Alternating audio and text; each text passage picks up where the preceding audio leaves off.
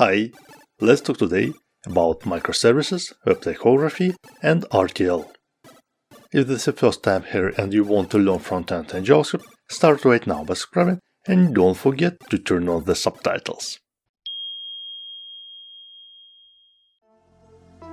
Let's start today from the tutorial, namely how to use correctly JavaScript utility libraries by Dmitry Pavlutin. Here you can read when it makes sense to use utility libraries and how to integrate them to affect the bundle size minimally. The author proposes the cherry-picking approach plus monitoring bundle size. JSON parser with JavaScript is a detailed guide about the AST-based parser implementation, starting from the grammar design and ending with meaningful error messages. The author provided a step-by-step tutorial with code examples and exhaustive explanations.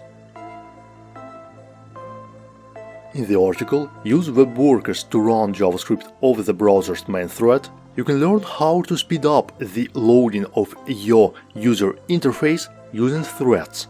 Surma uses the game procs as a case study. The very next point in my list is the 6-part series JavaScript Visualized by Lydia Haley.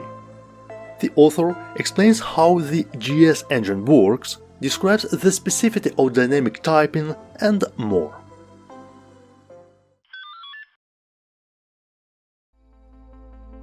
One more interesting article is Explain LankFrampard, Microservices in Node.js by Liz Parody. This is a brief overview of the basics of microservices using a Lego-themed, node-based example. The talk, web typography, a non-English perspective, covers the web font displaying regardless of language and rendering across different writing systems. Designing in the Browser by Yona Kravitz explains how to use DevTools for testing and implementing CSS and markup, including CSS motions, custom properties, Houdini extensions, etc.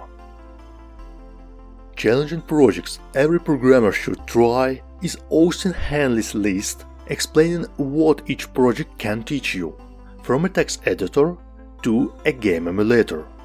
Try on something this month.